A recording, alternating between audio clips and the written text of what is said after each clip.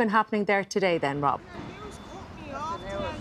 Yeah, that's right, Clay. People can finally meet under Clerys Clock once again. It was unveiled here just about a half an hour ago, and a small crowd gathered to see what is, as you say, an iconic cultural institution of Dublin finally reopened to the public. And we've been speaking to an historian here who's been talking about, I suppose, the history of this iconic building behind us. Now, for example, this building would have seen witness to the 1916 Rising, when it was, of course, Sackville Street back then. It was looted by local people. Indeed, some of the rebels crossed from the GPO in order to try and stop the local people from doing that. And when it was closed down then and needs to be renovated following the heavy shelling, it was reopened shortly and around the time, of course, when Michael Collins's funeral cortege would have passed in front of it. And it's not just those iconic and indeed seismic moments in Irish history this building has borne witness to, Colette. It's about the personal, it's about the minutiae, it's about the individuals who have met their loved ones under this clock. It's about people who talked about here to us about going to see Santa when they were kids, and even some woman who told us that she was stood up multiple times under the clock. We've been speaking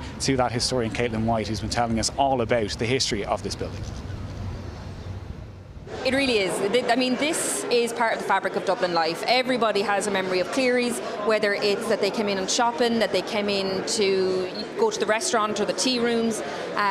When Dennis Guiney and Mary Guiney took over in the 1940s, they had an in-house orchestra and a ballroom, and they had a bar and a restaurant, and so it was so much more than a store. It was somewhere that people would meet, they would dance, they would socialise, and that's why it became, I think, so entrenched in the hearts of people here in Dublin.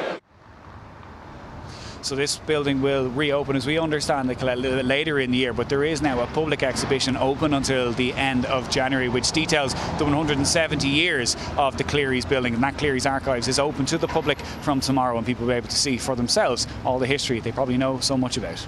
All right, Rob, thank you for all of that.